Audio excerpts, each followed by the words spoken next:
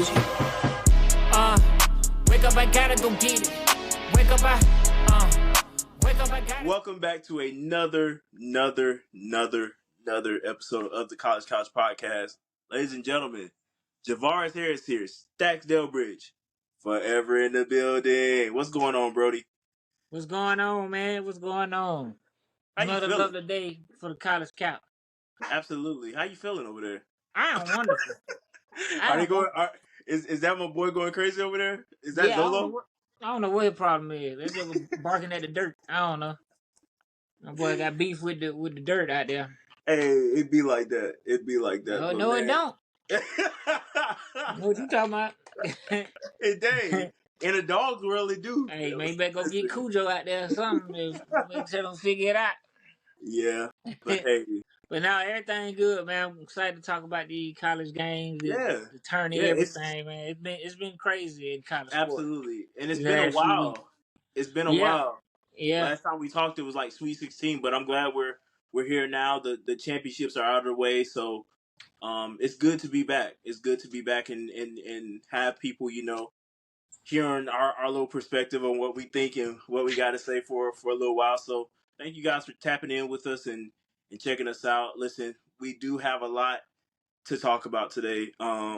Starting off with none other than, this 2024 women's March Madness was something to remember. I think it was one for the history books. Yeah, for sure. The what they said the Elite Eight was the most viewed, or you know what I'm saying, was the most viewed women's basketball game. It even outdid the tournament. I mean the championship game from last year. Yeah, it was beautiful. It's a beautiful thing to see the rematches, and you know what I'm saying, like we found out some girls that we didn't know was like that came alive during the tournament. Like it was like, bruh, these girls can hoop. These girls, even the teams that lost, like those girls was balling, bro. Like, it was entertaining to watch. I'd be first to say that I enjoyed the women's tournament more than the men's. The men's was kind of stale, and I think they need to get their stuff together because the women's about to take over. I'm just being honest. Yeah. You know what I'm saying? Last year started the journey of like, hey, these girls is hooping. Like, I need to watch them. And then this year was like, oh, these girls really are hooping, and they got like they talking junk, they got heart, they showing passion, like they hitting the tween, you know what I'm saying, pull up jumpers, everything, man. It's like ooh wee. Yeah. But yeah, it was a beautiful thing to see, man. Yeah, it was fun. It was fun. I think what really made this tournament special was we got to really peel back layers in a way of each team. Even though, there was so much surrounding Caitlin Clark, we still got that in-depth look of each team that was in the tournament. There will be talks about, of course, South Carolina. You got some looks at what, UConn looked like. And, all the teams got their shine, in my opinion. Like, every team really had that focus in whether it been on national television or through social media platforms. Like, I've seen a lot of social media pushes within the tournament of just different teams, like, everybody getting that shine that they need. And I think that was really cool to see, because these are some teams that we really don't get a chance to see in the tournament like that, especially like, some of the newcomers that really went deep into the tournament this year. So I think that was really special and really cool to add in. And I hope that, the NCAA, social team and whoever had that idea continues to push that, in the seasons or years to come. And I hope the WNBA is taking notes. Yeah, for sure. We got to get these girls, these women, some more coverage. Absolutely. You know what I'm saying? For the WNBA, because now it's like, why go pro? You know what I'm saying? That's like, because now you don't have that same marketing that you did in college, and you already getting paid more in college now, so it's not the same. Like, it used to be a thing, like, my goal is to go to college, ball out, go pro. Like, for men and women. You know what I'm saying? Only difference right now for the men is when you go pro, it's more exciting. You know what I'm saying? Like, more people watching you, stuff like that. because most people I know, I can say from what I've seen, most people don't watch the game until the tournament. In NBA, jokers watch all of it. You know what I'm saying? So I feel like it should be the same way with the women. You know what I'm saying? Like, most times they don't watch it to the tournament, but WNBA they don't watch at all. Look like, which they should, because these girls can hoop. So I think the WNBA needs to take some notes from college and say, hey, we got to market these people like ASAP, because I think it'll bring more money to them and bring more attention on the sport. So Yeah, 100%. I think revenue pushes a lot. Without revenue, there's no need to even try to not only market things the way you want to, or in any way, without right, revenue. So the fact that you could actually see that the revenue was building in the tournament this year, as well as, I think, just a profit that was made from this tournament, right. I mean, and you it had what, showed. like almost 13 million, or that was Mhm. almost like 17, something like that, wasn't it? Whatever it was, it definitely beat and doubled last year's numbers by far. Right. So I'm like, my thing is like that's showing progress, like Hmm. and then you know I know a lot of people might not want to say it, but Caitlin Clark, Angel Reese, those two right there, the last 2 years they have been catalysts for Hmm. the NCAA. Like, Yeah. what I'm saying, they made it more exciting. They brought that fire. That I think that's why it was so fitting that they played each other the way they did, and then you played at South Carolina, in a revenge game or whatever, and you got this big time team that's undefeated, and then you got Caitlin Clark that's pretty much kind of like the face or one of the faces of the college football. I mean college football, women's college basketball world. Y'all facing off. So you got undefeated Juggernaut, then you got big time Caitlin Clark. Y'all face it off. Y'all ball out and make it one for the ages, and which I think they did. I mean, cause Iowa got out hot on South Carolina, you know, and South Carolina just showed how dominant and how great of a coach that they have. You know Yeah. what I'm saying? Because they are like the queens of adjustments, and Iowa. I feel like a lot of times they outshoot a lot of teams, but the game plan that South Carolina had for them was beautiful. And I say that to say these women can play just like the men. What do the men do? They make adjustments. They do all of that. They outshoot you, all of that. But that's what the women doing now. Even with USC and Juju. Although they lost, Juju played a great game. And broke the record for freshman women with most Yeah. points in the season. Like, that's nothing to be slighted. You know, Listen, for somebody to break Cheryl Miller's record like that, that's pretty. it's That's beautiful. pretty It's beautiful. And then you pretty got you. admirable. I ain't gonna lie. Right. And then you got UConn with Paige, and they did their thing. Like, think about it, man. They played all the entire game. Yeah. They didn't have they battled adversity. They lost they some of their top players or whatever. You know what I'm saying? So they weren't even supposed to be in the tournament, or Yeah. let alone make it as far as they did. So that there it shows you, how good these women are, and the NCAA women's basketball NCAA is in good hands. Although Caitlin Clark is leaving, although Angel Reese is leaving, you know, although all these other players are leaving, it's in good hands. We still got some hoopers. Yeah. Yeah. So Absolutely. There's already lists of players that people need to look out for. With right, one being Juju, Paige Becker's returning. We got right, Tessa Johnson from South Carolina, who literally shot the grip off the ball. I said this all through man. social media. Hey, what I always say, players make plays. Yeah, yeah, You know, and just because you're not the focal point, don't mean you're not important. yeah, It don't absolutely. mean you're not important, because they didn't game plan for that. They game plan for to stop Cordosa and and all and maybe and Fu Wiley and stuff like that. Stop them from getting busy. You know, but when you got players that make plays and shooters that shoot, Yeah. what can you say? And the Now, defense on Clayton yeah, Clark was outstanding, yeah. outstanding. Raven You, Johnson, Raven Johnson did Raven what she, Johnson. yeah, she did I what was she trying to needed to think of her do. name while I was Yeah, saying, but Raven Johnson. yeah, It made me proud. Like she went Absolutely, out there and did her job.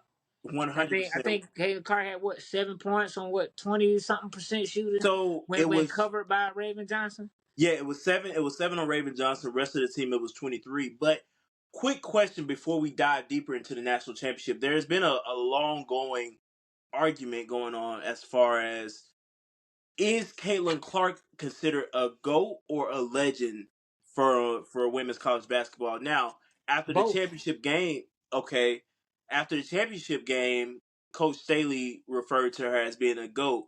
Now, in my true honest opinion, I feel like the term GOAT is used loosely, right? I feel In like this aspect or just in general? in general, Okay. I feel like it's used loosely due to the fact that in order to be a GOAT, I feel like a ring has to come behind it. But I will Okay, definitely okay, before you say that, so Carmelo Anthony's not a GOAT? Carmelo Anthony is a legend. So okay, so what's the difference between GOAT and legend? Again, I feel like a ring A has GOAT, not the GOAT, a a GOAT. GOAT, legend. I'm saying what's the difference between a GOAT and a legend? Again, a ring needs to come behind it. I disagree. I I know, disagree and I and I because and I knew this would I you knew could this be would start now something. now now That's why I wanted now. to ask. This is okay. This is what I say. Uh huh. In order to be a legend, you have to be great, the Mm-hmm. greatest at something, Mm-hmm. or great at a certain point, right? So I'm not saying that she's the GOAT Mm-hmm. because in order to say the GOAT, you got to have because basketball, all sports, you have to have a great team and great Yeah. situations in order to win a ring. Mm-hmm. You know what I'm saying? Because just like with NBA, everybody talks about Michael Jordan being the GOAT, and he's a legend, right? Yeah. But everybody only talks about the 6 seasons he's won a ring. They Mm-hmm. don't talk about the stuff before that. But he was great in those moments, right? Yeah. So then he was great. If he was still great, then how can you say that he's not a GOAT because he didn't win rings in that moment, right? Mm-hmm. You know what I'm saying? So like with Caitlin Clark, she is a GOAT because before her, when nobody really watching women's basketball. I mean, it's being honest, in the way that they are now, and she broke records. So that's a GOAT. You broke records. You know what I'm saying? You made it to the championship. You didn't win the big one. Okay, cool. But you are a GOAT in the sport.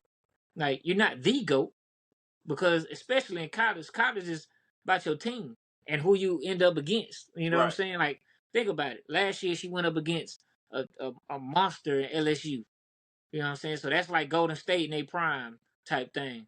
Because they're not saying that they're shooting at their level. I'm just saying as far as how good they were. Yeah. You know what I'm saying? And just like this year, they came up against a Bulls in their prime. Because not saying they have a Michael or whatever, but they were the best team in the country. They were undefeated. And you got a 7-footer dang near, and it's a center. So you can't compete if you don't have the size. It's like the same thing with Michael. Michael didn't win until he got what?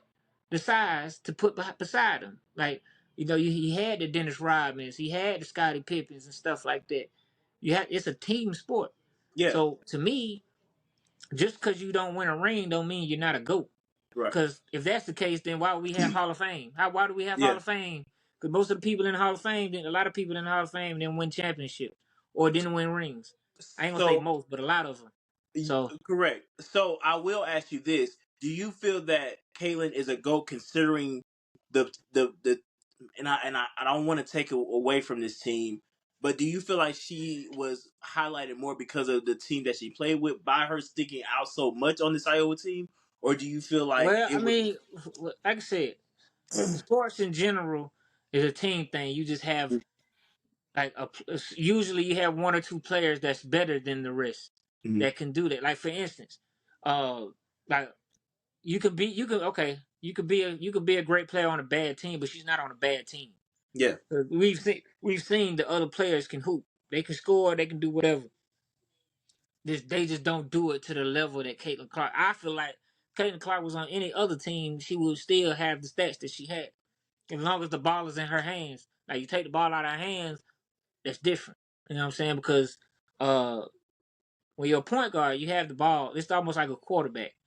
You decide what to go with the ball. So like for instance, like with being a quarterback, if you're on a different team, and you have greats around you, you can kind of pick which spots to go, and if you know the game, to make the adjustment and things like that, to play with pace, all that type of stuff. Same thing with point guard. You control the pace of the game, and when she's done that, they've been unstoppable.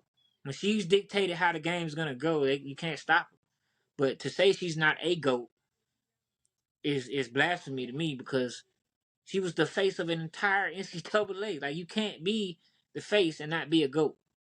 You know what I'm saying? So to me, if you're considered a person that's probably going to go into the NCAA Hall of Fame or whatever, you're a GOAT. A GOAT and a legend are the same thing, because you can be a legend without a ring and still be great at the sport. Because that's just like saying Reggie Miller's not a GOAT, but yet he helped revolutionize the three, and he gave his era work. You know what I'm saying? Same thing. AI. So you saying AI is not a GOAT? He hasn't won a ring. He's never won a ring. But AI literally changed how people looked at the crossover. That's a GOAT. You know what I'm saying? Same thing with Caitlin Clark. She helped revolutionize the deep ball in the women's sport. You know what I'm saying? She get to her spot wherever she wants to. Get to the basket however she wants to. So to me, she's a GOAT. GOAT, legend, same thing. Now, being the GOAT, okay, now you got rings involved, multiple rings. You know what I'm saying? But at the same time, like I always say, you got circumstance and team is what makes you have a ring. Because let's be real, everybody that's won a ring, they didn't have a bad team. They've had mediocre players, but they played their role very well. Kobe with Powell and them. I'm not saying Powell was mediocre, but he wasn't at that time considered somebody that would be a GOAT or a legend. And people don't usually look at Powell as that. But he was good for that team and that role, you know what I'm saying, and circumstance. Y'all played with a certain type of passion against a team, that might have gave y'all work the year before. You know what I'm saying? So Jordan, same thing. The people he went up against, you know what I'm saying, it was circumstantial. Hey, he might have went. I'm not saying that he would have, but had he gone up against another team that might have been better or whatever, he could have lost. We don't know.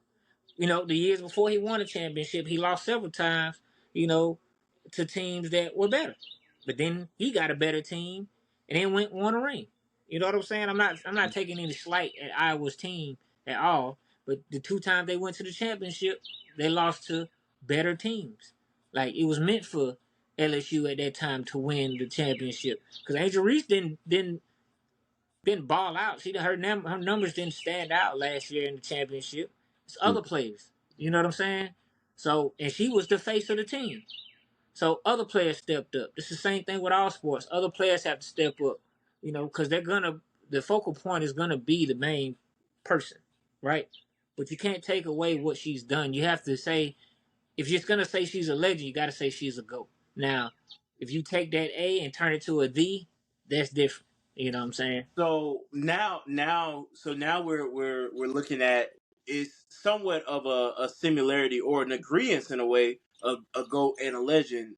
But the thing is, what you're saying is, to be considered the GOAT is more so rings are now being talked about and being If involved. you're saying the GOAT, that's Yeah, when that's when it's rings get involved. it's funny because me personally, I never heard of GOAT and legend being in the same, pretty much in the same similar category. So it's I'm not saying it's wrong, but No, it's yeah, just you good. yeah, it's kind of. Because if you define a legend and define a GOAT outside of rings, So in my honest opinion, a legend is more so what Caitlin has done. She's revolutionized the game. She's broken records. She's done things that have not only benefited the culture and pretty much has thrown so much outreach and positive views to the sport. A GOAT is all that, but with ring. You know what I'm saying? but see, now you're saying the GOAT is No, that I'm with saying rings. ego, or But if you say, because that to me, what you described as a legend is a GOAT, yeah. because because she was. because when you add rings, you add team, right? So if you as a goat is more so the individual player, right? Because if you say because they don't say Michael Jordan's won the championship when they announced it first. They say the Chicago Bulls won the championship, right? So if rings are team based and you all won it as a team, that is your team's legendary status. Like the like Duke, that was the coach is legendary. You know what I'm saying, and Yeah. stuff like that. He's not to me. He might be the GOAT in some people's eyes. He might be a GOAT in some other people's eyes. Yeah. But at the end of the day, you know, he's a legend and a GOAT, right? Got you. So Okay. if you because if it's individual, it's just individual. What has that player done for them, for the not just for the sport, but as a player? What has she done? Is her numbers goated? Like meaning, has she surpassed somebody in something, or did she revolutionize it with her game? That's a goat. That's the Yeah. greatest of. Because think about it, if she's probably one of the greatest shooters of all Yeah. time, so if she's Yeah. the greatest at something, she's a goat. I, You I know. would I would no question like first if anybody would ask me, Caitlin Clark is 100% a generational player, right? So So is she one of the greatest shooters? yes, So then, how's yes, she not the one goat if she got greatest by her name? I How's she not again a goat if she's not the greatest again by her name? Stacks again. But if you're individually great at something, Yeah. right? Uh-huh. How are you not a goat? How have you not? Because if you're one of the greatest at a particular thing, how are you not a goat? You know what I'm saying? How are you Again, not a goat? I get like even the conversation I've had with other people, I get what they're saying, but that's just how I look at it. I'm not No, saying I mean, anything and that I'm just y'all I'm have just said trying to is switch, wrong. Yeah, get I'm you not saying to see anything y'all saying the are wrong. perspective, Yeah, because goat is a to me goat is a title that we just put on people that have done exactly. something great, right? That's what I'm But exactly. but legend is Hmm. also something that we put on people that have Hmm. been great. Because think about it, you just described a legend saying that the impact and everything like that. What is a goat? So you got all of those things. Only difference is rings that you said, Right. you know. But to me, uh, a ring, because it's so much that goes into getting a ring.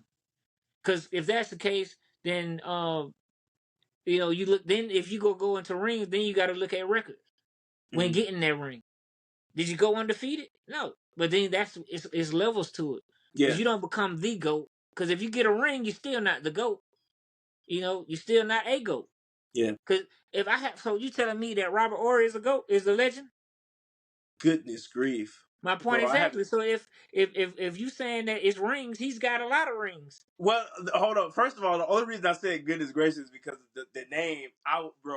When I say, not only was I not thought about when Robert Horry was But playing. what I'm saying is, I'm saying, because what Yeah. I'm saying is, because you're saying off of rings. So if Yeah. that's the case, then that means people that have won ring should be in the GOAT conversation because they got a ring. If that's what it's all about. I again. So I so so my, I my see whole what you're saying. my I whole argument see. is, yes, the ring is the ultimate goal, but Right. you can't just base it off of that because Well, the simple fact with Kayla's case is she's been twice, right? And she's she been twice and lost, she's been the best player every time she's been, right? but she lost. She didn't lose. Iowa lost. But She she's not. scored She's not because on the she definitely team. she definitely scored more than 20 points on both Correct, but teams, right? is she not on So the team? yeah, but that's not So her. You said she but lost. okay, they So that lost. so so They so lost. They but lost. they did, right? So Right, that's they not lost. that's not Okay, they just on her, lost. They right? lost. That's not just on her though. Is I what I'm get saying. that. I She said put up they. golden numbers, right? Okay, As an okay. individual, right? We're not talking about the team. We're not talking about the team. We're talking about her as an individual. You know what I'm saying? So if that's the case, if you're gonna do that, you know what I'm saying, you win twice. So then that means LeBron James is not a GOAT because he got to lose a record in the finals. But no, that's blasphemy. He is a GOAT. Blasphemy. That's crazy. You know what I'm saying? Yes, his record is not that great, but you know how much it takes to even get let in the building? Like, you know what I'm saying? That's just the same thing with going through Atlanta traffic and getting to your destination. You know how much stuff you gotta go through to get through that traffic to get to your destination? And then you finally get there, you know what I'm saying? And they close the door on you. You know what I'm saying? But you got there. You know, don't get me wrong. Ultimate goal is to win it. Don't get me wrong at all. Because if that's the case, then you got to be mad at Leah Boston because she didn't win it. You know, but she's a GOAT in this respective of her individual play. That's what we're talking about. You know, Angel Reese, same thing. Her individual play. She double queen. She's a GOAT in her space. You know what I'm saying? Now, when you put that THE in front of GOAT, that is when I will agree with you. That's when, to me, you got championships. That is when you are the GOAT. If you was the MVP of the championship, you win the championship, all of that.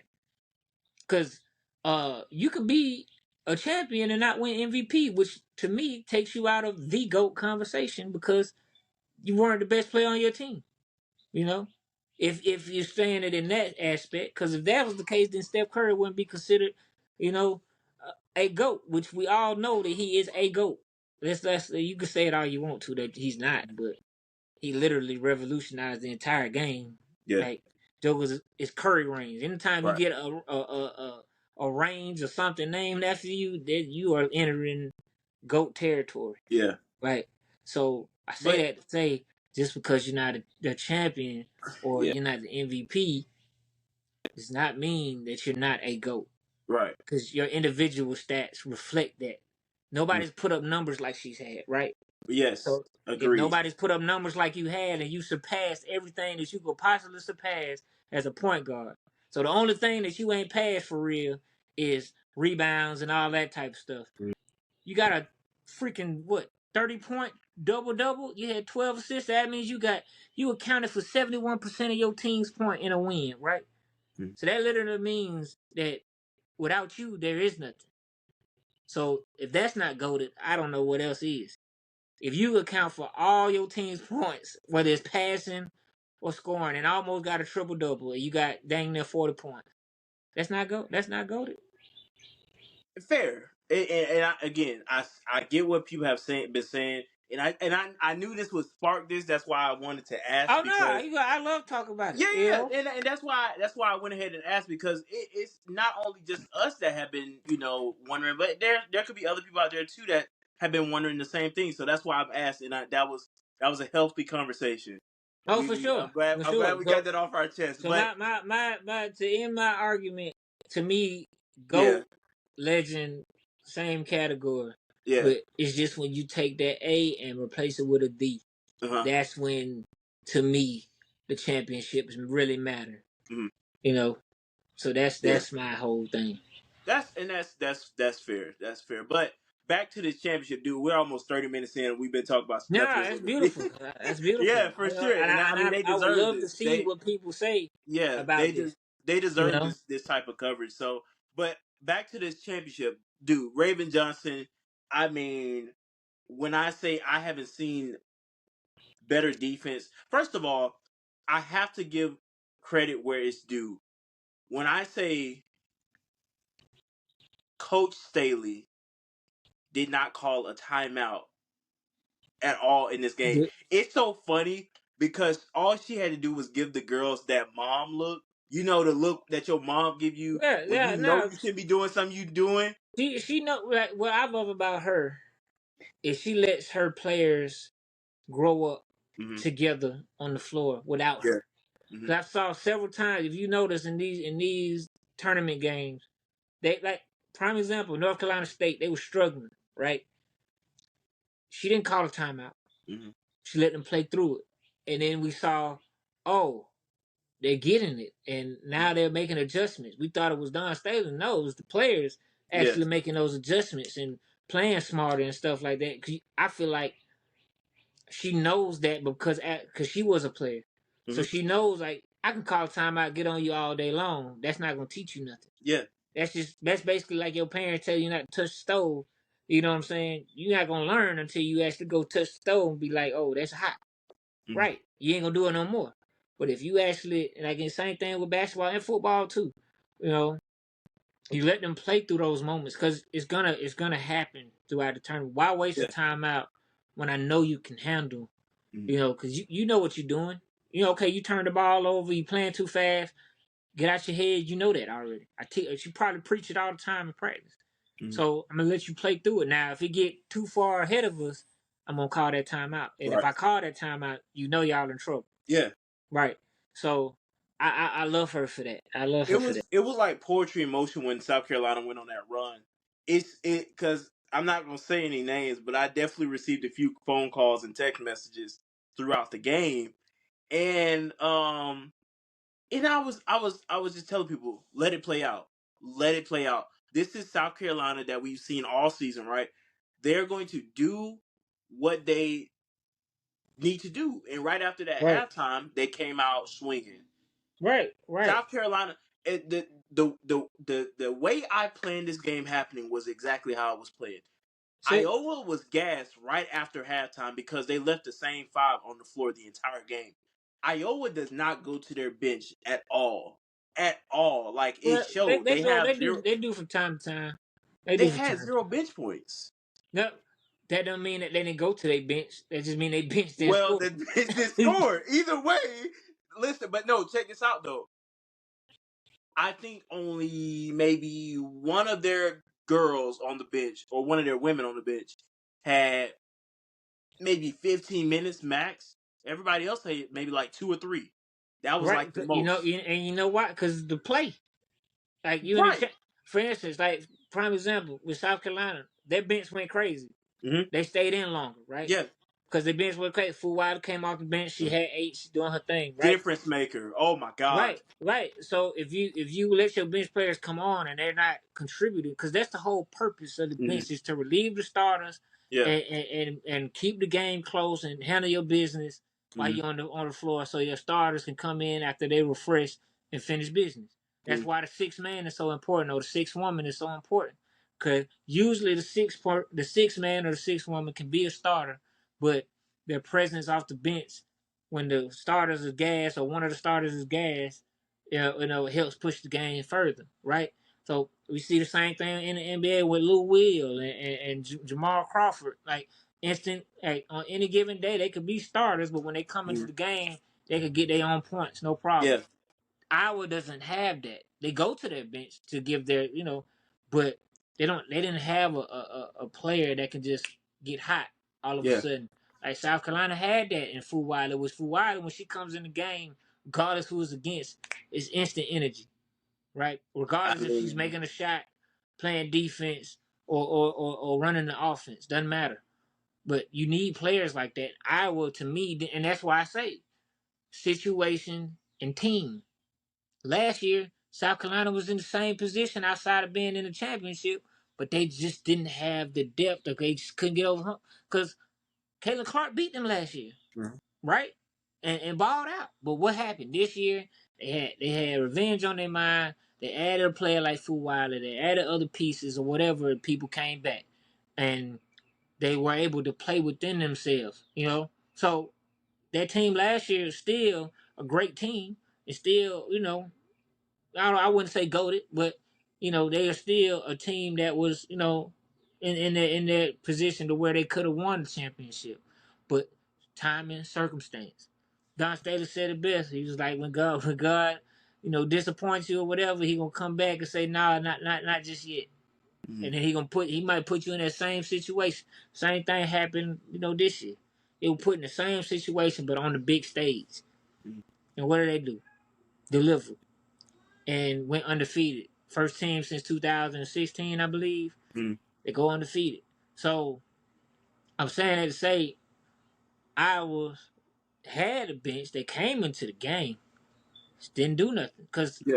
to South Carolina's credit, their defense was pretty Yeah. remarkable. And I But and I and again, like that right there shows what teams are truly working on when right, it comes to off season, when it comes to practices before games, and I mean the quote goes within itself: defense wins championships, right?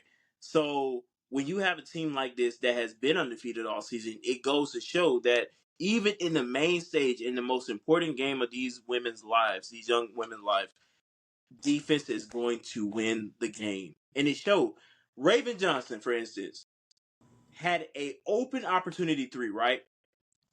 Caitlin Clark sagged off her. She said, I ain't gonna worry about her. She's not knowing to hit threes. Raven Johnson passes the ball. I forgot what happened on that possession. I think they may have got a 2-pointer or a layup, whatever. A few possessions later, right before the end of the game, Raven Johnson said, I got something for that. You tried to wave me off for my three. I'm going to come and steal the ball from you, and we're going to close this thing out. Make sure you don't have the farewell two that you need. That's what makes these games impactful, bro. Like, Right. that's what makes It's people memorable. mindset. It's Yeah, mindset and grit and that's what you're going to remember. right, right. And again, team. Mm-hmm. You know, you gotta have somebody that's willing to do the grit. Like I don't care what nobody said. You need a Pat Beverly on your Yeah. team, as you need a player like that. I'm just being honest. That, man. Yeah, I'm just no, you're so right. serious. Like people discredit players like that, but you need somebody that's gonna take the hard assignment, lock in, play defense, and do what you need to do. Like even not even stopping somebody, just getting in their head. Like she got in Caitlin Clark's head. And when Yeah. you get in a player's head and you're able to do that, it changes the whole game. Yeah. You know, a player like that. And that's what players like that do. You need those players. See, Iowa didn't have a player like that. You Yeah. know, and I think that's where they messed up at this year and last year. You got a player that's willing to step up on the defense and guard the best players. You know, that's what you want. Just like, you know, I know I keep referencing NBA, but like Rondo. Rondo was the smallest one on the court, but he would guard anybody. He guard LeBron, don't matter. That's what you need, and that's why I like Fu Wiley. She don't, you know, shy away from the big moments or the big Yeah. matchups. You need players like that, and that's why I think that's the only thing, in my opinion, that I think I will lack. You know, they didn't have a player to say, "I'm gonna shut this player down. Don't worry about it. I ain't got to score for real." You know what I'm saying? You got to have unselfish players like that. You know what I'm saying? That say, "Look, you get your buckets. Let me lock down this right here. I got you." Now my numbers might not look great, but it's so much bigger than numbers. Like on the floor, like how can I disrupt your game plan? And that's what Raven Johnson essentially did. Yeah. You know, yeah, Iowa came out swinging, but you know, I always say with these championship games, it's always nerves. I don't care if it's college, high school, little league, professional, don't matter. Especially when it's your first or you got a lot on the line or whatever. You always in the beginning it's gonna be nerves. But if you've watched South Carolina anytime this year, if they start fast, you done. Because they don't start fast. They feel it almost like they feel you out. See what you gonna go to. Second half come out. It's almost like Georgia Bulldogs with Kirby Smart. Halftime adjustment, like Georgia could look terrible in first half. Same thing with South Carolina. Come out second half, it's a whole nother football team, a whole nother basketball team. Why? Because they make adjustments. They see what you're trying to do, and they make adjustments. You know, first quarter, second quarter, to me, in my opinion, they don't matter that much. Mm-hmm. Third quarter, fourth quarter, that's when it matters. First quarter, second quarter, most times you're gonna keep it close. You know, second half is when you start pulling away and you start doing it. I don't care what you look like first half. Yeah. It's about how you finish, in my opinion. I don't care. You know, I don't care. Yeah. Fourth quarter, third quarter, fourth quarter. Third quarter, you go on your run. Fourth quarter, you finish your run. You know, Absolutely. that's how I look at it. And I mean, listen, that's exactly what the South Carolina Next. team did, and they closed it out. Got Right. that ring that they so not desperately but so willingly deserved. I mean, they just put in that work this season, and it showed. And Right. I'm getting that for more. Like you said, to your credit, you know, it's all about the mindset and all about the type of people. Because Don Staley, from what I've seen, what I've heard, as far as listening to her talk, watching her coach, she doesn't get elite players. She gets players that have the mindset to be elite and be a great teammate. You know, If you look at all her teams, all her players, they good spirited, team first, you know what I'm saying, and hard work, all of them. And if you listen to the interviews after the game, every last one of them credited Don Staley. Yeah. And they credited their other teammates. That's literally the epitome of a great team. Right. Now, you got one player that's going to go off. You got one that's always going to be the star. But what are the rest of them doing? You know what I'm saying? So I think, to me, that's what separated South Carolina this year from everybody else. What I truly enjoyed about the end of the game is Don Staley wasn't afraid to share her faith, right? I Right. think that was truly a moment that not only showed her being vulnerable, Mm-hmm. right?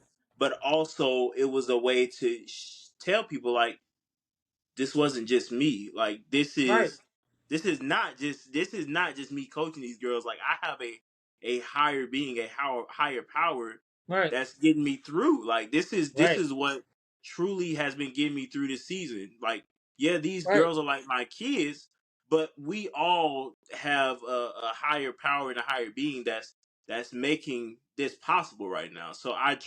I truly um that really was impactful. That Right. if that didn't get through a lot of people, listen, you ain't you might need to go listen to it again, right? Right. I But mean, it might have went over some people's head, yeah, but yeah, yeah, 100%. that is also part of the culture that she Yeah, brings to South yeah, Carolina, which is dope. Like, mm-hmm, because you don't see that a lot of yeah, times. Like, you don't see people bringing that type of culture. mm-hmm, You know, but to me, every coach that's brought, even if it's not them sharing their faith, but every mm-hmm, coach that I've seen that's brought a certain type of discipline and mindset to a team mm-hmm. have all been successful. Yeah, Kirby Smart, Nick Saban, Duke's old head coach, Coach V. All of them have brought a certain mindset to the program, mm-hmm. and then in turn, that made the program soar. Oh, Coach K, not Coach V. I was talking I was about. thinking, I'm like, wait a Yeah, minute. Coach K, Coach. Yeah, Coach K. I'm Yeah, thinking faster than I'm talking, you or good. slower than I'm talking. But now, Coach K. Yeah, I couldn't think. I saw your face. I was like, I messed that yeah, up. And I was bro. like, nah, not Coach V, Coach K. I'm tripping. I'm trying to work on my facial expressions. I'm so Nah, you sorry. good, you Yeah, good. Cause that you was good. that was my cue. I was like, oh, I had to think. I was like, man, what? Coach K. Yeah. But the same thing that Coach Uh-huh. K brought, you know what I'm saying? A certain type of discipline, because he military. He brought that discipline into the program, and everything that followed that, you know what I'm saying? It shows you that it works. Because every coach that brings that philosophy, not necessarily the military style, but the discipline and the certain type of character, it always blossoms. It always blossoms. You know what I'm saying? For football, basketball, whatever, you get a certain type of groups together. That's when you really start to see you got something special. You know what I'm saying? Even if you don't win it all, like for instance, like had Caitlin Clark not been what she is, you know, they played as a team. They played great together, But it just so happens they couldn't find it in the right moments they just couldn't finish the job. But Caitlin Clark takes them to that next level. You know what I'm saying? So she makes them look different. Without her, it's still a good team. But with her, they're a great team. And then if that doesn't tell you that she's a GOAT, I don't know what else does. Yeah. She takes whatever team she's gonna be on, she's gonna elevate that team. Because if you notice, if you really watch her play, she looks for her teammates first. First. She might make a quick bucket here and there or whatever, but she looks for her teammates first. The epitome of a true point guard. But she tries to get them going because she understands that I could have 50 points. I could get a shot off whenever, wherever, however, on whoever I want. Yeah. But in order to win it, what's got to happen? The other team, the other players got to show up. Mm-hmm. That's a prime example of why they beat LSU. Because I'm saying this and then referring back to your GOAT thing too. Same thing she did with against LSU. What did she do? She got her teammates going, and what did they do? They scored an astronomical amount of points, right? And they were able to beat LSU. You know, on top of Caitlin Clark scoring all the points she did. But what didn't happen against South Carolina? Mm-hmm. Everybody else didn't go off. When she struggled, nobody else went off. So that's what I'm saying. Yeah. And what did South Carolina do? Everybody, when one person struggled, everybody else did their job. And then you can't, it's hard to beat a team when you can't rebound either. Yeah. You know? So, you know, I'm saying that to say, you know, she's goated just for that. Like, she gets it, she understands that, get my team, and she does a great job of that, you know? You know, and I think Iowa is a good team. I just think they ran into a great coach, a greater coach, and a greater team. Yeah. You know, because had it been somebody else, I feel like they would have won it no problem. Yeah. You know, had it been North Carolina State, I definitely think they would have won it. You know, because nobody would have been able to guard Caitlin Clark. Mm. But, you know, that's my mindset on that. Well, we spent over 46 minutes talking about women's basketball, so I think we can save 10. I think we can save 10 for the men and try to. I know, but listen again. This is the coverage they need, and I'm glad we're doing it. But listen, we will spend all this shows talking about women's basketball if we could. Oh no, I mean, it's important, and it is. It's to 100% segue into what you're saying. The men's basketball tournament has become stale, to say the least. Yeah, you know, the women to me have taken over and made it way more exciting. Like, we're not seeing, like, now we're not really seeing the upsets in fashion like we did at one point. Like, we're still seeing upsets, but they're not in the fashion of like they once were. It's not as exciting as they once were. I mean, UConn just went back to back, big whoop. No, I'm joking. Yeah, I mean that's a big thing. No, but that's pretty big for. I mean, if any team can go back to back, that is a great accomplishment. And I mean, right. I mean, this team battled this season for sure. All the blue bloods was right there. Yeah, like, let's be real. Like, we all know now who's gonna be in the conversation. You know what I'm saying? Well, now, people have already put UConn as far as in the blue blood conversation. But you got to. They should have already been there. Mm-hmm. You know. So it's like, for me, you know, UConn has always been a good team. You know, they got what, 6 championships? 6. You maybe think about women, but that may be close. Possibly. Don't quote me. I'm not sure. I don't know. But I know their identity is basketball, because the women are good, the men are good. Mm-hmm. They always are in the conversation. So that's what they eat, sleep, bleed. I mean, I understand, because, you know, ain't much to do with you, Connecticut. Yeah, it's not. That's how you really gonna be doing. You know, it's hoop, which is cool. You know, it's cool. In the South, we like to get down and dirty in the fields and put some pads on. You know what I'm saying? But that's their identity. Now, you know, that's just what they do. You know, and they've had success with good coaches and stuff like that. So, they have a culture there. You know, and that's why, you know, you can't. Whenever you got a coach, you can't count a team out. And if it's been consistent. Like, to me, it's hard to win when you changing coaches, or, you know, changing your higher up. Well, you know what I'm saying? Much like my team in Auburn, how we consistently change a lot of stuff, why we can never win. Georgia now, you know, is always, for the most part, keeping that same core. Yeah. Same thing with basketball. Like, you keep that core, you know, everything else falls into place. Yeah, you might not win every one of them, or you might not, you know, I'll make it all the way to the dance, but you were able to go dancing. You might not be able to make it to the big dance, which is the championship, but you was able to be there to dance a little bit outside the parking lot. You know? Yeah, 100%. And I feel... Go Go ahead. Nah, I've been talking a lot right now, so go ahead. No, but I mean to pick up where you left off. Yeah, like the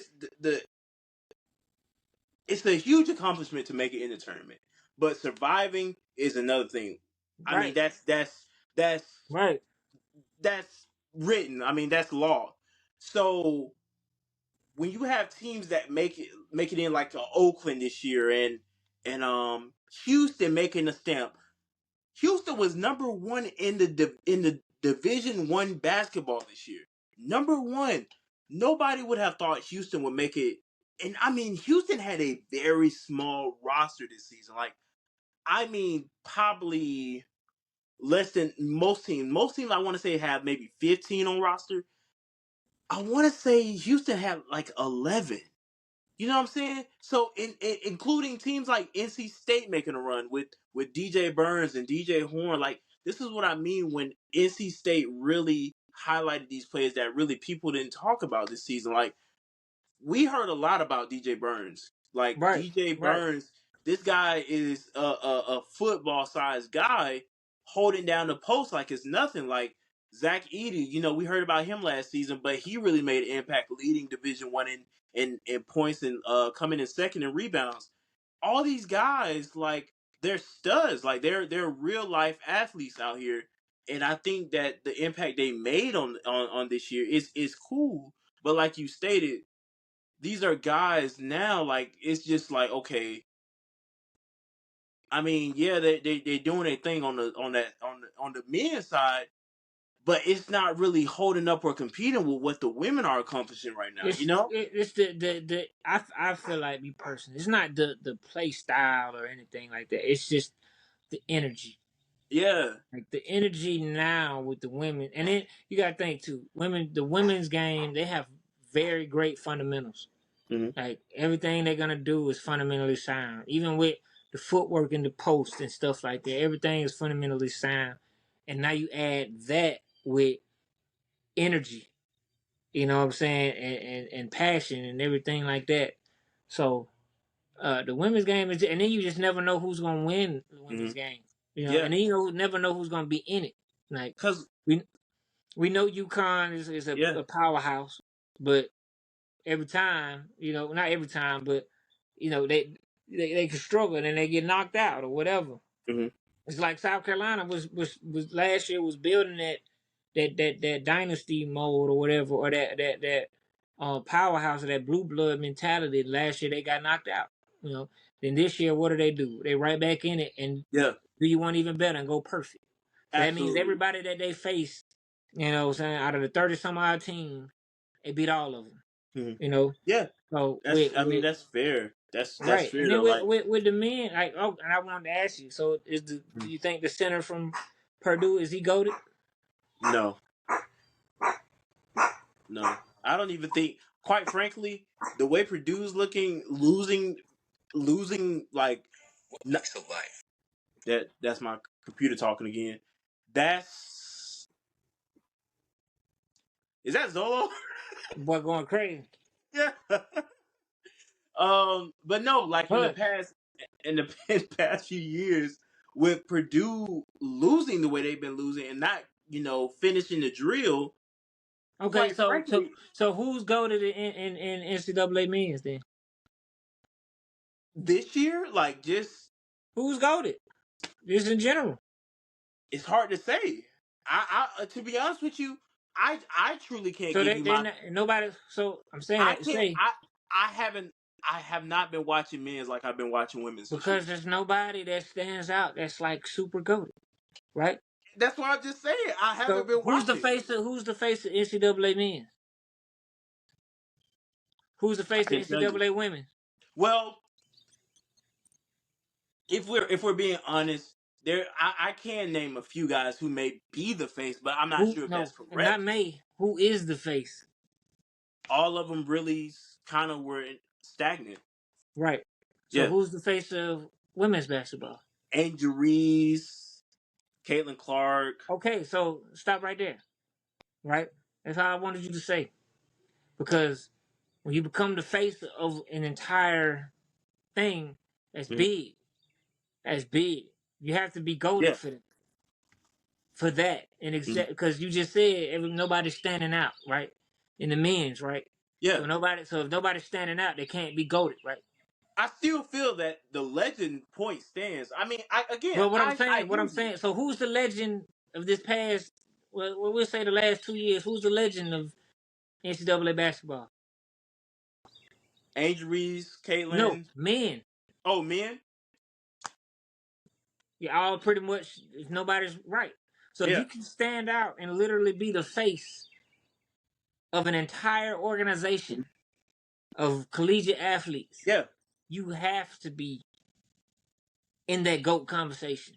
Mm. Now you might not be everybody's GOAT, but you have to be in that conversation. And if you're in that conversation, what's that saying? If you sit at the table with the elites, you are an elite. Yeah. Right. So I'm saying that everything I keep saying, I just keep referencing back to our first conversation. Yeah. No, I Just agree, and I just so see you that. can see where I'm coming from, and a lot of points can understand the GOAT version of it. So to me, if you can stand out of everybody that's in the NCAA, that's a lot of goddamn teams. Mm. If I sat here and listed all them teams, I'd probably pass out. Yeah. No Yeah. facts. I'm just being honest. So if you Yeah. got all those teams and all those players, you know how difficult that is to win a championship on Mm-hmm. top of being the face of it all, Mm-hmm. right? So you Yeah. have to be goated for that in itself. And on top of that, you're averaging more than what most guys would even, Mm. because I don't know nobody in the last few years that's averaged 30 points a game, Yeah. you know? So, and I mean, a lot of the reason is because they go out one and done, I'm just being honest. But, you know, Yeah. I just personally feel like if you get to be the face of something that big, you have to be the GOAT.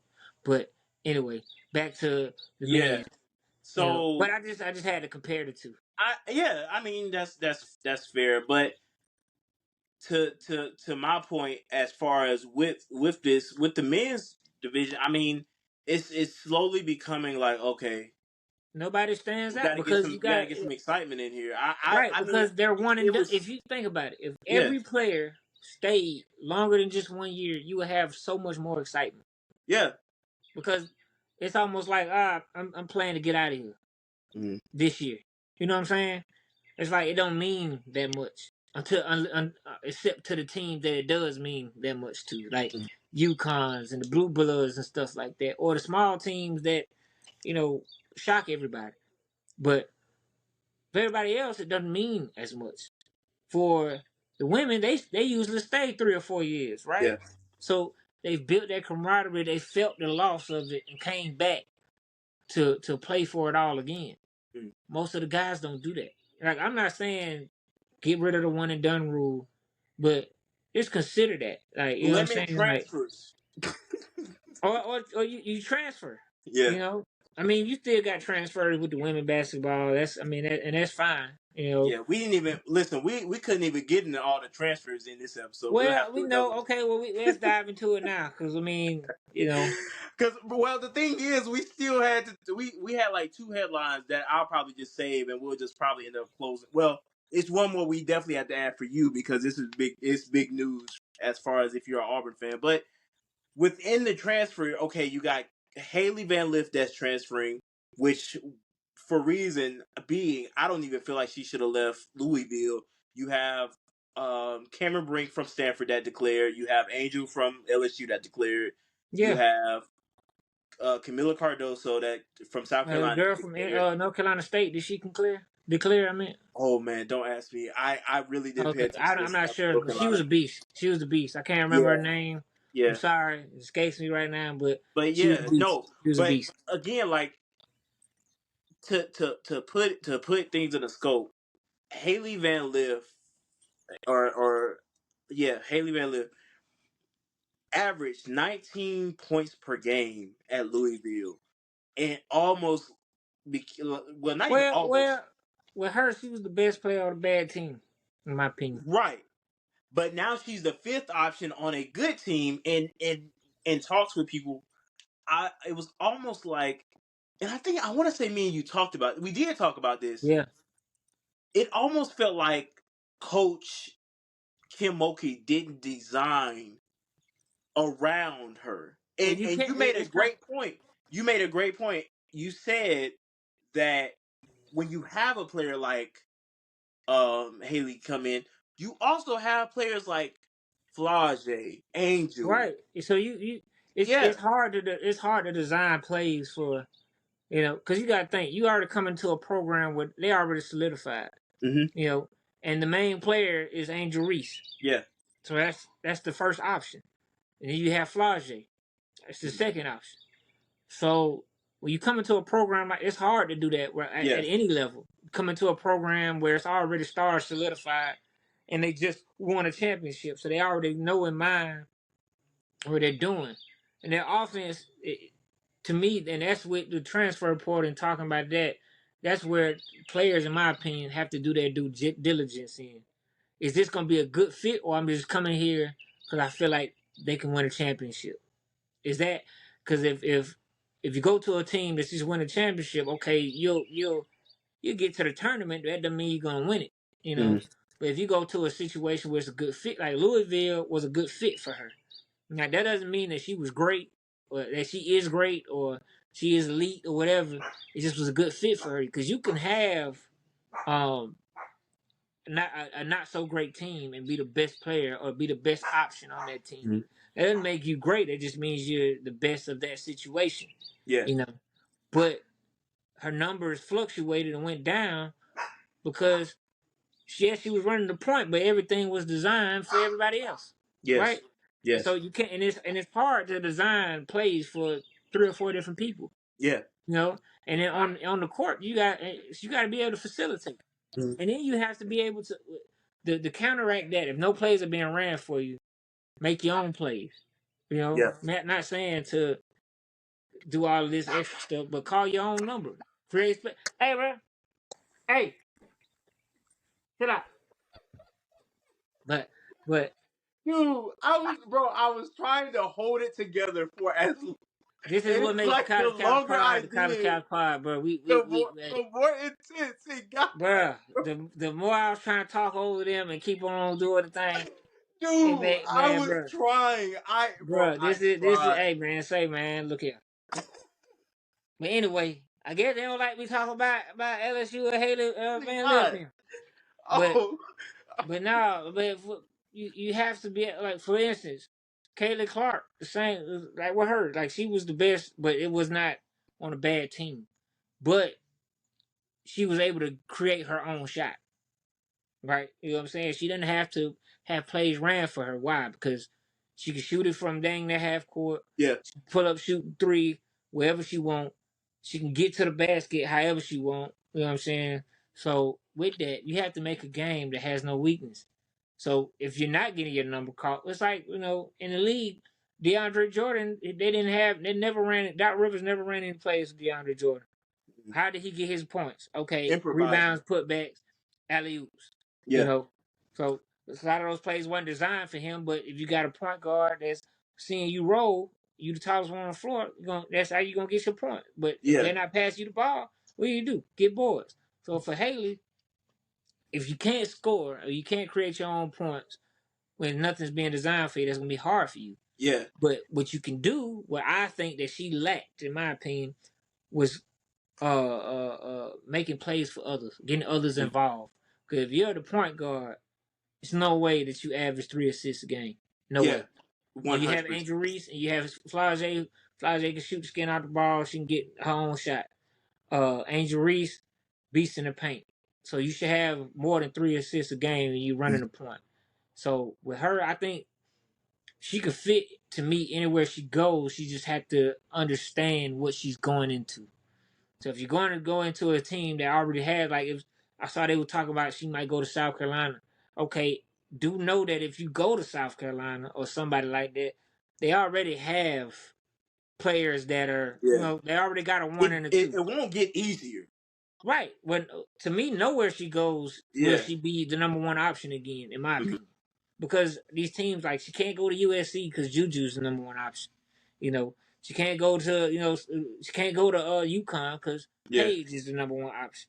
So anywhere that she tries to go, that's gonna be able to compete for a championship, she's not gonna be able to be the number one option, and that's okay because what do? You create your own shot. Yeah. You get your teammates involved. Like Flage, she was number two option, but she still did her thing. Yeah. She made her impact on defense. She got her teammates involved. She was able to create shots for herself. Haley was struggling to catch and shoot, which is no So knock to her because I think she's a good player. I just think yeah. she has to find the right situation. So funny enough, dude. When I say I hate sounding this way, but I've been talking to a lot of people as far as just different moves and stuff as far as with the games and stuff. But They just don't like when I you talk. Huh? Neither yeah, one of them talk. Hey, chill out. it's Anyway, so with Haley being from out west, there was a thought of possibly Oregon or Um, USC could be an option, but like you said, Juju is now that face of USC.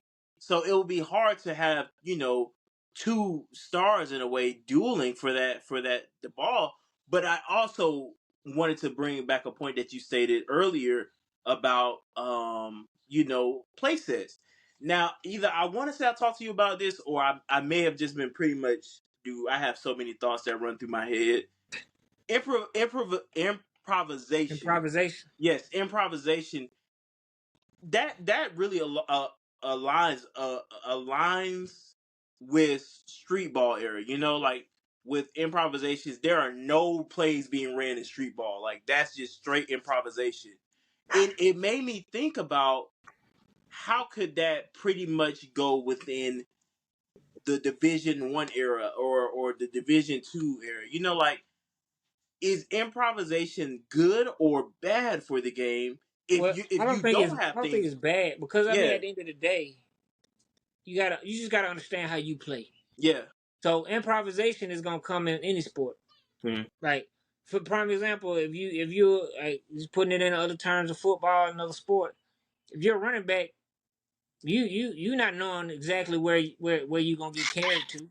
Because prime example with Marshawn Lynch and that big run against the Saints, he was supposed to go one way, but it carried him somewhere else because the way that the defense schemed Yeah, and how they block.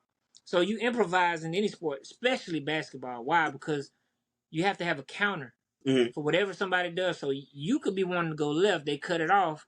When you cross over, that's already improvisation. You know what I'm saying? Kyrie is the best example of that. Kyrie dictates, okay, if you come at me, I'm gonna do this. And Mhm. then if you counter this, all right, I'm finna just try to figure something out. You know what I'm saying? But he plays that way because he practices that way. Yeah, He's practiced all of his counter moves and the spin moves and stuff like Mhm. that. I think it's more exciting Yeah, because you got to play. To me, the most exciting players are players that can get their own buckets. A lot of times, there's improvisation of how you go. Mhm. Like prime example, the big Michael Jordan play when he shot the ball over. I forget his name. When he crossed him up and they say he pushed him. That was he was going that way. He had to improvise and come back because he was trying to go one way and had to come back. That's part of basketball. yeah, You know what I'm saying? But you work on that. You know what I'm Mhm. saying? That's you do it so much it's instinctive. So it doesn't look like improvisation. It's just instinctive because that's what you work on. yeah, You know what I'm saying? When you working on your crossover, you working on your dribble, you work on your moves in the post. All that is to counter so that you have moves to counter people. But Mhm. it's improv. But I've worked on it. You know what Yeah, I'm saying? Like I might have been trying to go this way, but you guarded me a certain way. So now I gotta improvise and come back the other way or whatever. But that's footwork, you know what I'm saying? Ball handling skills, all of that. So it's gonna move the game further because it's gonna be more exciting. 100%. Listen, over an hour. Last three things. Two for sure. Jesus, why can't I think about what I want to say today? Going Your along the glasses. lines is what I've been trying to say all day with men's basketball. John Calipari, former head coach of Kentucky, now making that move to Arkansas. How you feel about it? But obviously he can bring a winning culture there. Well, he You couldn't know? do it at Kentucky, obviously, because they kept falling in the the tournament. So Well, apparently you got Kentucky to the won them out. tournament, so you know. Yeah, So I mean, he's still in the SEC. yeah. So I mean, we'll see how it goes. That's I kind mean, of big, bro. That's it's, kind of big. I it's don't think big, he's it's gonna get a. big, but it's still the same competition. Yeah. So are you gonna be better for the fresh start, or are you Hmm. gonna fluster? So you couldn't Yeah. finish in the tourney, you know. But like I said, as long as you bring a winning mindset of, oh, okay, Hmm. I wasn't able to do it here. This is Yeah. the first start. I'm trying to win. I gotta prove myself. Hmm. Y'all gotta prove y'allself. But you left a school that you probably could recruit easier because of the name of the school to a school that not many want to come play basketball. Like, I ain't gonna say that, but not many are like, I really want to go play for Arkansas. Yeah. No, as you see, a lot of people say they want to play for Kentucky just because of the name Hmm. and who's played there before. You know what I'm saying? Same thing with Duke. Same thing with North Carolina. Same thing with a lot of these teams that Yeah. might not be considered blue bloods, but they're known for basketball. Exactly. Like, so like VCU when they made their run, a lot of people wanted to go there. Like, but you're not getting that with Arkansas, because Yeah. they're not that. They're a big name, but that's not what they're known for. Just like with Right. Auburn. Auburn wasn't known for basketball at one point. The only person that you could say was goated or legendary at Auburn was Charles Barkley. You Hmm. know, so but Bruce Pearl brought a culture of what? Winning. We haven't won a championship, but we made it further than we ever have with him. Made the Final Four. You know, made the Sweet 16. Things like that. Yeah, we lost, but our program is better for it. Because at one point we weren't even competing for this Yeah. type of thing. You know, but we're able to compete. So same thing with him. If he's able to take that fresh start, bring a winning culture, and be able to recruit some good people, he could potentially be the one that takes Arkansas and makes them that big name in Yeah. basketball. You Yeah. know, so I Yeah. mean, I'm all for it. I'm all for coaches that might struggle because that's a lot of pressure to be at Kentucky and live in the shadow of all those great coaches that came before him Hmm. that won championships and Yeah. done things like that. That's a lot of pressure. But Yeah. when you go to a situation in Arkansas where it's not as much pressure to, because the fan base is not, you're not gonna get as much heat from the fan base as you would at Kentucky. You still might Yeah. get heat, but at Kentucky, if it's either championship or bust for them. Right. Right. You can make it. Exactly. You can make the Final Four 3 years in a row, but if you don't win the championship, for them, you failed. You know what I'm Yeah. saying? So Arkansas, you might not have that same standard with the fans, and they just want to get to the point to where they're actually winning. They're making the tournament. They're Yeah. consistently competing for the SEC championship. Hmm. Like, because for them, they don't even consider making the SEC championship, let alone the tourney. So if they could, I don't know what these jokers on. They must have coke in their food or something. I don't know. Yeah, these jokers is on a pill or something. Well, I don't know. Bro, no, But anyway, yeah, I'm not just gonna worry about it. if he Yeah. can create a standard at Arkansas, he'd be good. Hmm. And I think it's a good change of scenery for him because it might have been. I'm not saying that it is, but it might have been too much pressure at Kentucky to win. Hmm. Because Yeah. let's be Yeah. honest, as fans, we do it with our teams. Like if they don't play or they don't make it to a certain level because we're used to a standard or we're tired of people talking junk to us about stuff, we get mad. Much like Right. y'all with Mark Rick. Y'all got mad because y'all couldn't get to a certain point. And Hmm. when Kirby got there, y'all didn't win it. Y'all was getting mad at him, and then he finally won it. Now all of a sudden, he's the greatest coach of all time. You know, but Yeah. winning changes everybody's mind. Yeah. Everybody. I So agree. I agree, and I think too. You're right. Uh, Coach Calipari had a lot on him, and I mean, it was videos that I was seeing of people being students being pretty much interviewed, asking like, hey, like, how did you feel when they lost to Oakland, and then they were just like, man, we were disappointed. Like we're tired of being disappointed year after year. Like he has to go. Like we're ready for a winning to bring back a winning culture here at Kentucky. Like we're a blue blood for God's sake. Like right, we need to right. act like it. So no, Now, you hit the now nail on the with head. that, with as a fan of a team, you got to be patient too. Yeah, Like Yeah. I hate when schools blow it up before, like you know what I'm saying. Like I just hate that. Like Yeah. you got to let a Well, coach establish his program in before in you their blow it up. defense, they've Not lost. Yeah. that particular. I'm just Oh, okay. I saying. was gonna say. I was about to say. Not Yeah. not No, not you're right. not with them in Yeah. particular, but I'm saying like for instance, they want to get back to winning ways, right? Mm-hmm. Now that you have a new coach, that's not gonna automatically mean, oh, I got this coach, so we're gonna start winning. Mm-hmm. No, it's not that.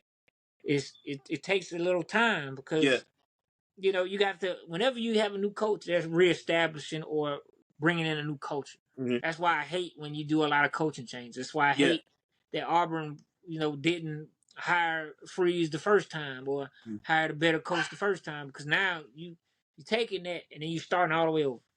You know what I'm saying? And our expectation as fans is like, no, we ready to start winning. We tired of Yeah. being, this at this place or this position in our prospective conferences and stuff like that. But if you keep changing, you don't allow somebody to implement what they're trying to do. It's hard. Like it's Yeah. like you never win like that. Yeah. The best to me, the best teams or the best franchises got the same coach. Got the same coach. You know, Nick Saban at Bama. And you got Coach K at Duke. And you know what I'm saying? You got Kirby Smart now, have been there for some years now. He's able to establish his program. First year didn't look super pretty. You know what I'm saying? After the championship, it didn't look super pretty. I mean, it's still, y'all was still there, but y'all weren't there. You Mm-hmm. know. Then all of a sudden, y'all are there. Now all of a sudden y'all are winning. Now all of a sudden it's everybody versus y'all because y'all are the top. So it's like, you have to, saying, reestablish whatever's been lost there. And whatever your coach's way of doing that is, you gotta let him you gotta kind of let him off the leash a little bit Yeah. to be able to flex his muscles. And if you don't do that because you're stuck in, I'm ready to win now, Yeah. it's gonna be hard for you to, Yeah. Okay. Hey, you like it? I love it. But listen, we about to play quick draw now because we like at 117. Bronny declaring for the draft. Smart decision or no? The fact that he's keeping his eligibility to transfer is Mm-hmm. smart. Okay. But we all know, everybody talk about he's not ready. I think he's NBA ready, in my Okay. opinion. Just because of not only who his dad is, but the type of game he plays. Yeah. He's not a score first person. So your number's not gonna look like that if you're not a score first person. Mm-hmm. But when you go to the NBA, you're not a score first person, your numbers will look better. Yeah. And they might not be super great, but prime example, Steve Nash, not a score first person, but a facilitator. Mm-hmm. That's what they do. LaMelo Ball can score anyway, but he gonna get you assists too. It's why he was the fastest to 1,000, I believe, or 700, something like that. But I think that he's gonna be all right. But let's be honest, his last name is James. He's LeBron's son, so Yeah. he's gonna be all right. Because if anything, it's gonna bring ticket sales, especially if he 100%. if he plays with his dad. I Yeah. think he's gonna be all right. And if he doesn't, the way he did it, if he doesn't like where he's gonna get drafted or like what they saying, he can always transfer because he still has that. So I think that was a good idea.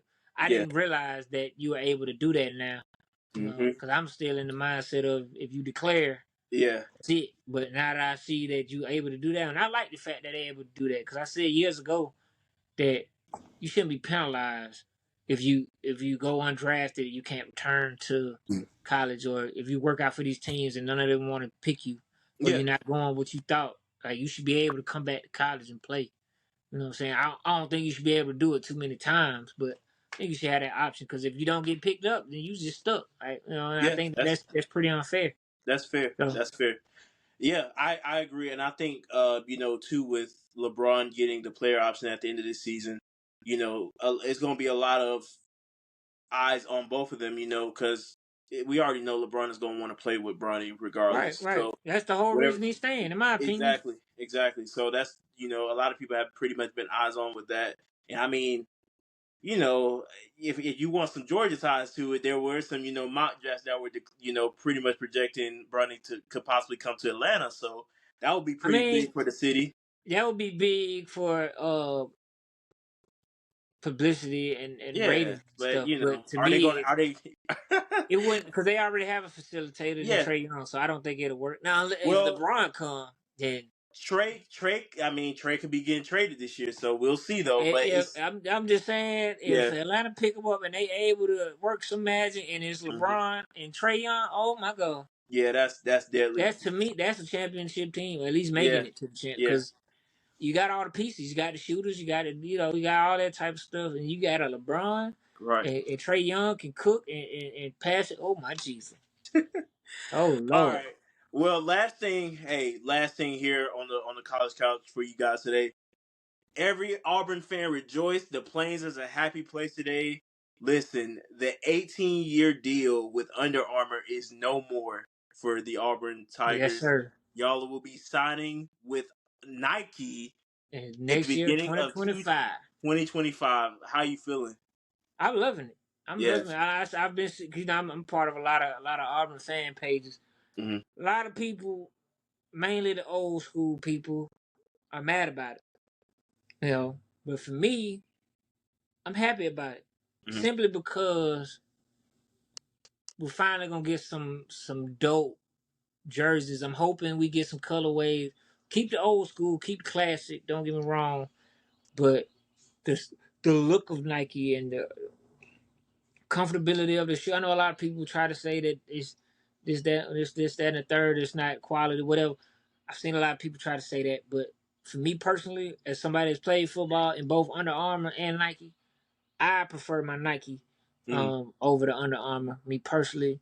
But even some of the players they've even hinted at saying that the new players are lucky because the Under Armour shoes we got people would get high ankle sprains because they were not Wow. good, different things like that. But not even just that, just the fact that you get some customizability or whatever, Hmm. customization or whatever, that you might not have got with Under Armour. Like I know Under Armour presented some mock-ups to them that they didn't like, but let's be real. We know Nike, what they've done with Oregon and other programs Hmm. as far as how the stuff looks. We know it's gonna look beautiful. I'm hoping we get some orange jerseys or something, or we can do a blue out, or we got the white out type thing. But Yeah. I'm hoping we can get some colorways. But I think it's gonna be good. I hope it's gonna be good for recruiting, because now players can get that Nike stuff. You know what I'm saying? I'm looking forward to when they drop the stuff on the fan site, so I can go ahead and get them. you Yeah. know. So Yeah. it's fun for me. Ever since I've been an Auburn fan, we've been Under Armour. Hmm. So Yeah. you know, I'm looking forward to it because I definitely like the selection that Hmm. Nike creates. They give you a big catalog Hmm. of different things that you can rock. Ain't gonna lie, I was kind of jealous going in there seeing all the Nike Georgia stuff, and then we got this small little section of Under Armour. Yeah. It's It not just was. one store that's usually like that. It's Yeah. all of them. Like Yeah. It so is. It yeah. is. So I'm looking forward to it. I'm hoping to when they drop it because I know they said 2025 July is when it Hmm. officially starts, but they've already put in their order for next year and stuff like that. So I'm looking forward to it. It'll be Cool. weird seeing Cool. them in Nike, but I'm glad about it. I'm glad Yeah. about it. Hey, like they say, checks over stripes. So I'm glad you guys are making that move. I think y'all were like one of the last teams that were really banking on trying to make that move to to Nike. So it's cool to see it. Glad that y'all have made that move to come over to the good side. And hated for Under Armour. This might be that last I know. huh. I don't hate it for them. Do better. Do better. Anyway, ladies and gentlemen, thanks so much for listening to us ramble on for an hour today. Hour 30 almost. Hour 30 almost. But again, thank y'all so much for y'all's phenomenal support. Like we cannot thank y'all enough. From the DMs to the texts to the calls, we appreciate it so much. Also, before I let you guys go, definitely check out the interview we did with Morehouse Coach Terrence Mathis. Was able to grab him at the South Fulton Student Athlete Luncheon held by the sports. Let me make sure I'm saying this right. The Student Athlete Playbook, and Barry Brown invited us out. Unfortunately, I couldn't get my boy Stackz with me that time. But listen, do not fret. I promise you, we're gonna make it happen where both of us are at an event and we're gonna show out We gonna show out. We gonna show out. But Again. But anyway, thank y'all appreciate y'all. thank y'all. Barry, thank you so much for the invitation. I had a blast. It was great seeing all the student athletes of South Fulton, and yeah, it was phenomenal. So love y'all, thank y'all, cannot thank y'all enough. Stackz, my brother in Christ, take us Hey home. man, I appreciate y'all tuning in here, me rant and ramble and talk my noise, whatever. But we hope y'all appreciate it. You know what I'm saying? A lot of stuff was discussed. You want to talk about anything, like, is Cater Car Legend a goated or whatever? Drop a comment. We want to talk about it. We want to hear Yeah. what y'all thoughts are. Leave a comment. Even hit us in the DM if you too shy to drop it in the comments. We check it frequently. Or just hit Javaris up or hit me up, my personal DM or whatever. You know what I'm saying? But like, share, tell a friend, tell their cousin, auntie them that College Couch is where it's at, man. We live, bring y'all all the college sports updates, everything like that, but we got bills to pay, so we finna get up out of here. Hey, go check on Rock and Zolo back there, brother. Oh, they quiet now. We ending it now. They just won't be quiet. Wake up, I gotta go get it. Wake up, I gotta